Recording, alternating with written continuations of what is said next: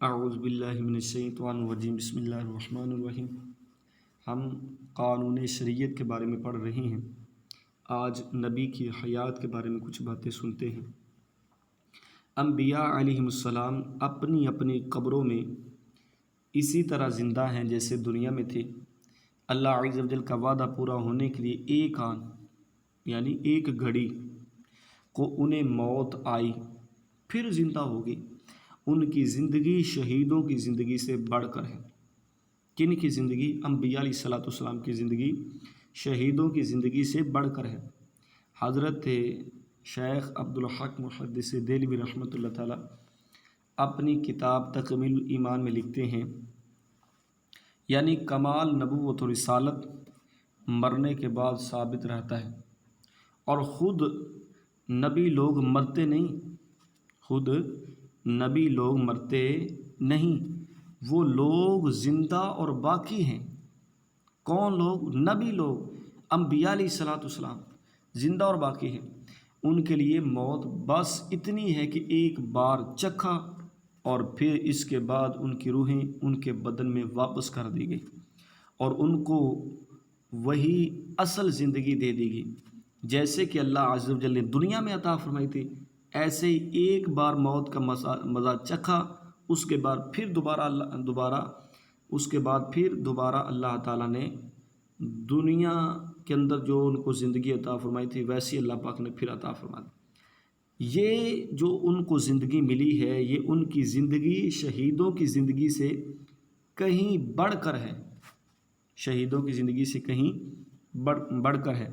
اور بہت حدیثوں میں آیا ہے نبی زندہ رہتا ہے، روزی پاتا ہے، انبیاء کے بدن کو مٹی نہیں کھا سکتی۔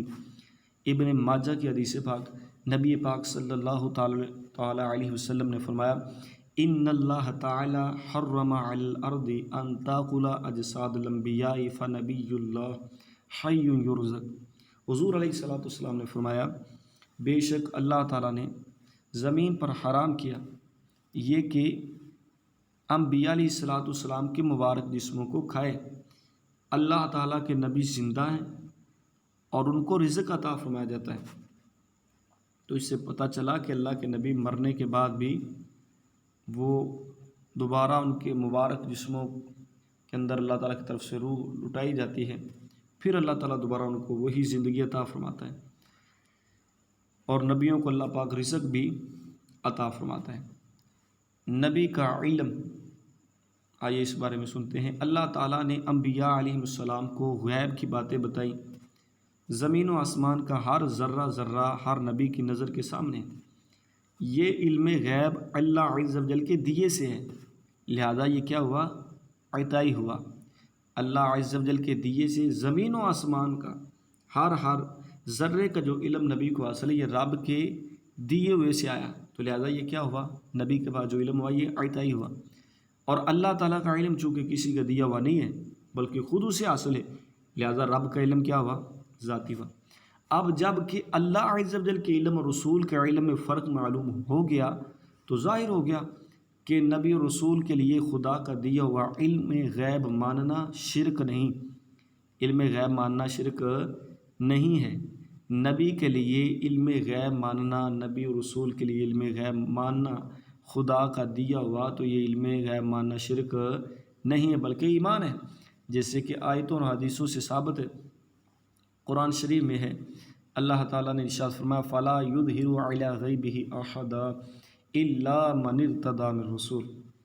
اللہ تعالیٰ کسی کو بھی اپنے غیب پر ظاہر نہیں فرماتا، کسی ایک پر بھی اپنا جو غیب کا علم ہے یہ ظاہر نہیں فرماتا، إِلَّا مَنِ ارْتَضَىٰ مِن رَّسُولٍ، مگر اللہ تعالیٰ اپنے غیب کا علم اپنے پسندیدہ رسولوں کو عطا فرماتا ہے، اپنے چنے ہوئے رسولوں کو عطا فرماتا ہے۔ ہر کسی کو غیب کا علم جو ہے وہ عطا نہیں فرماتا، بلکہ اپنے چنے ہوئے رسولوں میں سے، جو اللہ کے رسولوں میں سے جو چنے ہوئے ہیں ان کو اللہ تعالیٰ علم غیب عطا فرماتا ہے۔ وَمَا هُوَ عَلَى الْغَيْبِ بِضَنِينٍ، یعنی یہ رسول غیب کی باتیں بتاتے ہیں۔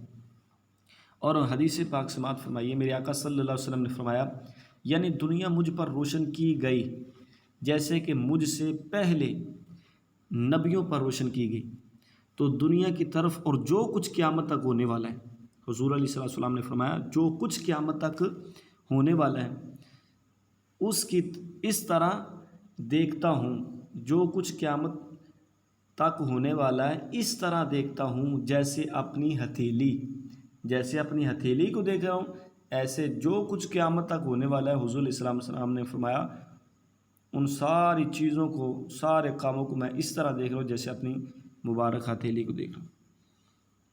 عقیدہ نمبر 20، انبیاء علیہم السلام کی تعداد مقرر کرنی ناجائز ہے۔ انبیاء علیہ السلام کی تعداد مقرر کرنی ناجائز ہے، یعنی تعداد مقرر نہیں کرنی چاہیے، اللہ تعالیٰ بہتر جانتا ہے۔ ان کی پوری تعداد کا صحیح علم اللہ عز و جل ہی کو ہے، اللہ کے علاوہ کوئی ان کی تعداد کے بارے میں کنفرم نہیں جانتا۔ تو ہم بھی جو کہتے ہیں، ہم بھی کہتے ہیں 1,24,000 انبیاء علیہ السلام، کم و بیش 1,24,000 انبیاء علیہ السلام کے بارے میں عرض کرتے ہیں، دعا مانگتے ہیں، جو بھی معاملات ہوں اس کے اندر ہم تعداد کو مقرر نہیں کرتے بلکہ کم و بیش کہتے ہیں۔ تو اسی طرح کرنا چاہیے۔ انبیاء علیہ السلام کے لیے تعداد، جو انبیاء علیہ السلام کی تعداد ہے اس کو مقرر کرنی یہ ناجائز ہے، جائز نہیں ہے۔